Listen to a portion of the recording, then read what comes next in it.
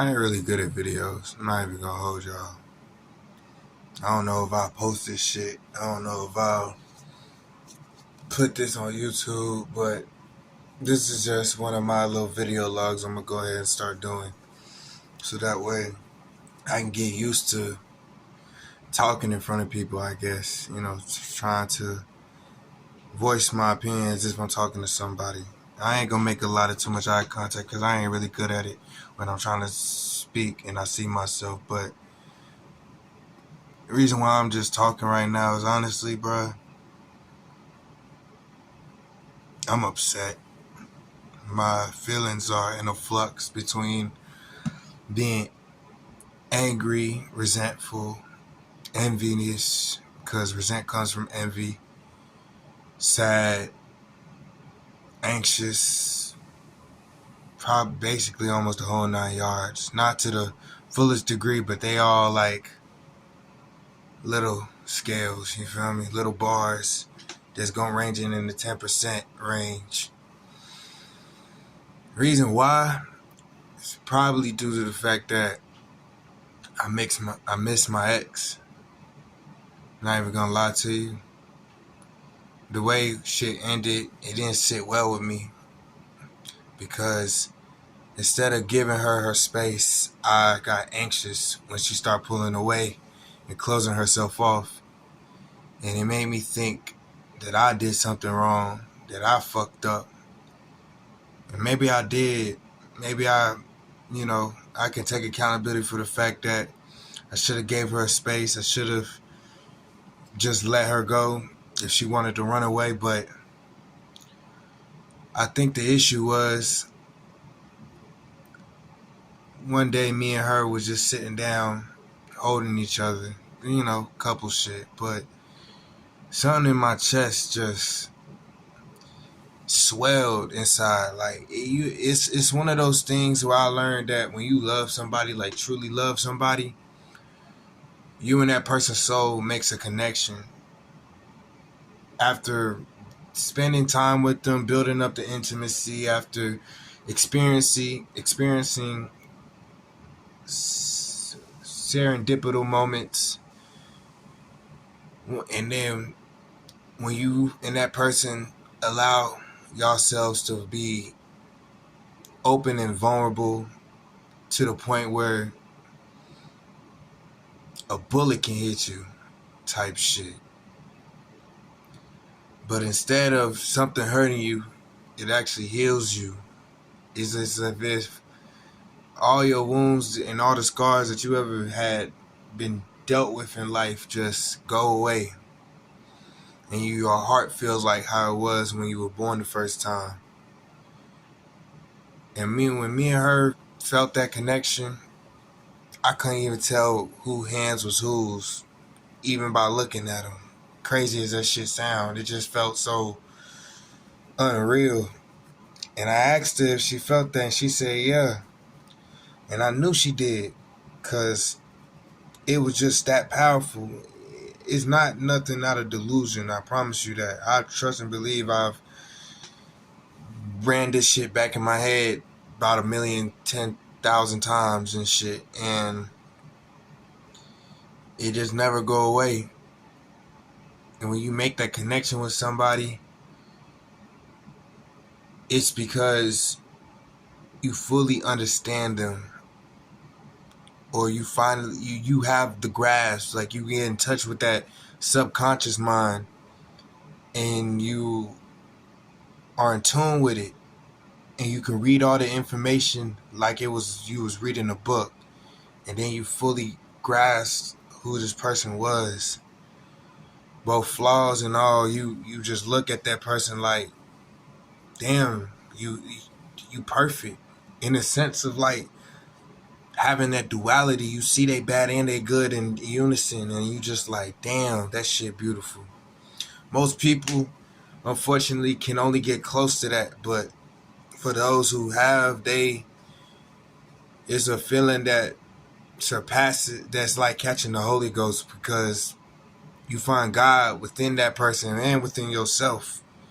And by finding God within yourself and in that person, you get closer together.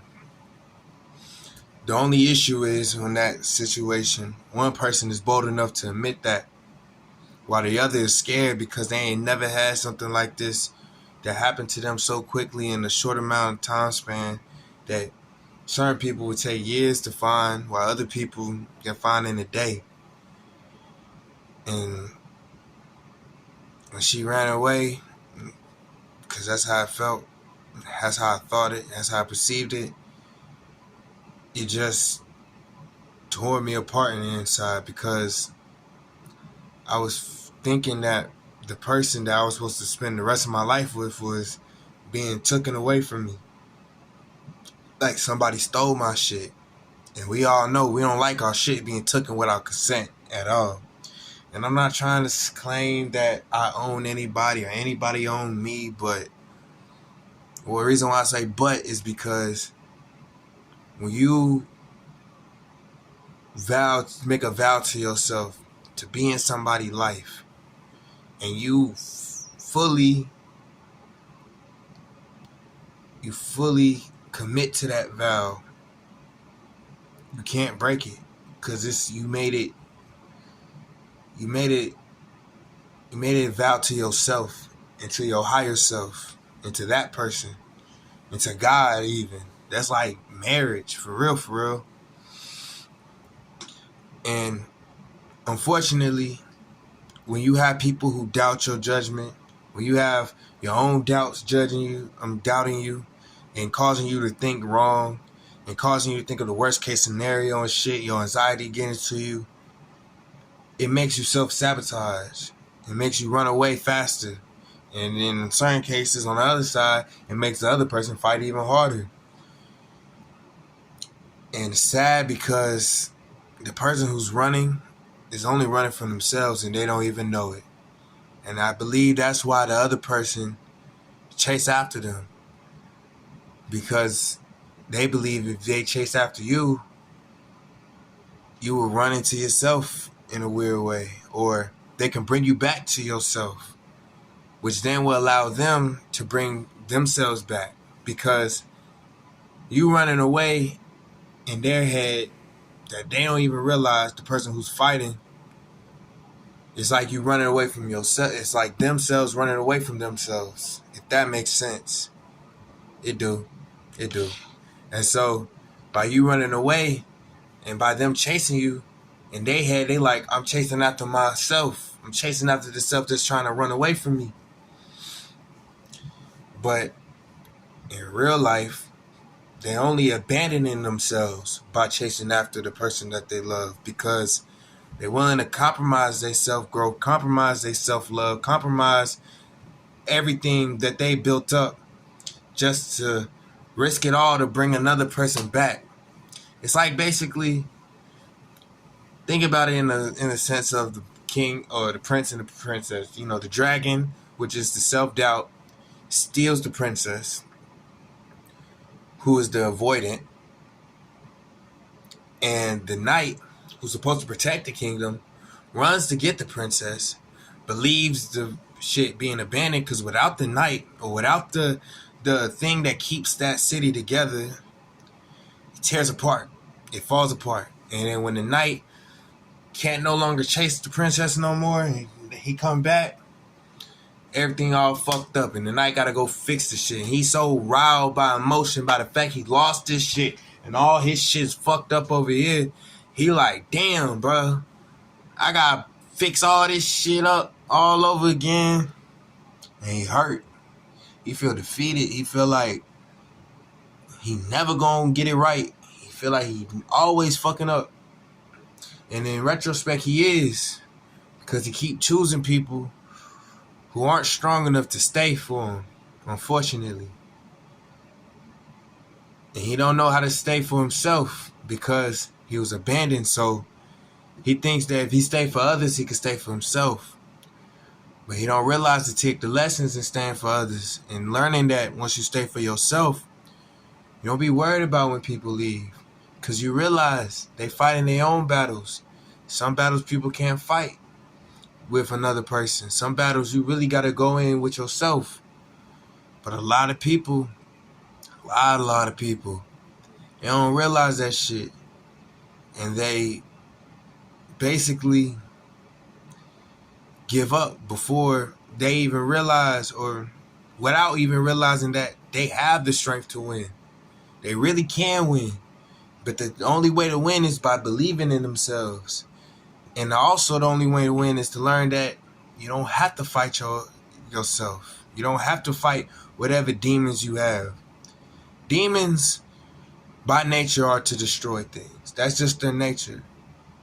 But that don't mean that they are bad just because their nature is to destroy things. Although we depict them in cases of evil, spiteful, devilish things, every demon came from a devil. And we got to remember the first devil, which is Satan, Lucifer, whichever name you want to call it, was cast out of heaven because God knew what he was doing when he did that. I believe if God is omnipotent and all this other stuff and knows all, sees all, he knew what he was doing when he cast the devil out. Because he knew he needed a necessary evil to show the people that what it truly means to have good in your life and appreciate that shit. Because we wouldn't know good without evil. And on top of that, he was also to show that even the greatest of greats can fall. No matter how big and bad you is, if you ain't looking to God first, if you ain't giving thanks to the energy that brought you into this world, it will fuck you over quick. It will fuck you up so bad because it's like you gotta be humble. And the reason why is because if you don't be humble and you think you the shit, when the shit and real shit comes, the bigger shit comes and knock your shit sideways, you looking sad because you thinking you the shit and that shit took away, when in actuality you should have realized I may be the shit here, but I ain't always the shit there. And so I gotta remember, ain't nobody fucking perfect. But it's all about progression, not perfection. Now, going back to the demon shit, because I went off topic. Demons are only meant to destroy, while angels are only meant to create and protect. And the thing about the demon is, the reason why we have it in us, the reason why we have good and bad, is so that way we can learn how to put these two forces in unison. So that way we can move efficiently and become and use the power that God given us, the peace of God, the peace that God has put himself into us. We can tap into that peace and become our higher selves. Not saying we better than God. Not saying we can be as good as God. But we can damn sure do our best. And that's what God put us on this earth for. To do our best and to be his tools instead of his weapons. And matter of fact, be both. The angel is the tool while the demon is the weapon. Tools are meant to create while weapons are meant to destroy. And the only way to be in unison with the weapon, to be as proficient as possible, to be one with the weapon, is to be one with self, meaning to love thyself, meaning to love that bad part. Because at the end of the day, shit ain't asked to be called a fucking evil, bad, all them other wrong names. It's like, fuck, I ain't even asked for this shit. Y'all niggas calling me evil. I ain't even do shit to you. I'm just doing my job type shit. And the job that is supposed to be doing is to destroy whatever is negative in your life. Sometimes, however, it can destroy the wrong shit. And also is there to protect. Both of them's jobs. The angel and the demon is supposed to protect you. Little did you know. The demon protects you from outside forces while the angel protects you from inside forces. That's the fucking job. And you got to learn how to love both of these parts of you, the good and the bad, so that way it can be in unison. Because that's all it needs is a fucking hug, bruh. That's all it fucking needs is a hug. Niggas need to realize, bruh, demon ain't asked to be this fucking way. The demon ain't asked to be called these names and shit. And truth be told, the demon's sad as fuck. Little did y'all know, y'all killing yourselves by listening to those bad thoughts, because it's really there to just trying to tell you, like, look, bro, we fucking up. We got to get back right. It's supposed to let you know certain shit, you feel me? It's telling you that them bad thoughts are literally telling you that you're thinking bad thoughts, although they're not saying it. But the bad thoughts is coming into your head. It's letting you know you're thinking negative, and that's why people get stuck in this process, in this mind state where everything's negative, because they're not listening to the thoughts and not questioning these thoughts and asking, why am I thinking this? What made me think this? Okay, what do I need to do to stop thinking this? Not to simply shut it out, but to get over. At the end of the day, this one quote I heard, fear is something you can neither run, hide, or beat. But you can get through it, because fear is not meant to be beaten. It's meant to be overcome. It is meant to be going through. It's meant to signal that something is wrong within you. There's a problem that if you can get through it, you will become something stronger. It's an indicator to let you know, hey, there's a new level, nigga. It's a new level. You trying to get to that level, all right? You gotta face this shit. That's the big bad boss. That's what fear is. It's the new boss. It's the boss level. And I know I kind of went here, there, and everywhere, and I'm gonna do better. But basically, bruh, if somebody hurt you, if somebody left you, or you feel like you were abandoned, if you think you were abandoned, and it makes you feel very sad, understand this: that person is fighting their own demons that they don't even realize, and instead they need to learn how to stop the fighting and learn how to just work in unison with it. Only then can they truly reach enlightenment. Only then can they truly get closer to God. Only then can you realize that they're just hurting.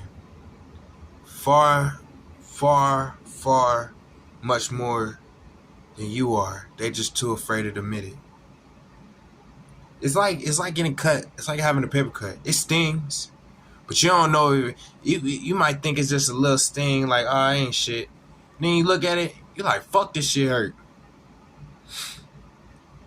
And even if they say mean shit, bruh, even though you keep doing nice shit, kind shit, loving shit for them, trying to show them like you really love them for real, but they do narcissistic, fucked up shit. But we all have narcissistic traits, and some narcissistic traits are more prominent than others and can be very, very, very fucking mean. They trying to run away. They're trying to give you a reason not to love them no more. So that way they can be like, see, I told you I wasn't good. And this is the proof. And it's not right. I'm not saying that it's right to do mean shit to people. But you got to understand why they do the mean shit. You got to understand why this person is taking the liberty to be spiteful, to say shit that they don't even realize is hurting you on the inside. Because they trying so hard to protect the thing that's called their ego, that they don't even realize that they only hurting themselves. Not that they only hurting, but they're truly hurting themselves at the end of the day. Because one of the saddest things is to hurt somebody to the fullest extent and never get that person back, because unfortunately, resentment, hatred, indifference, those things are just basically walls and safeguards, because you betrayed their trust.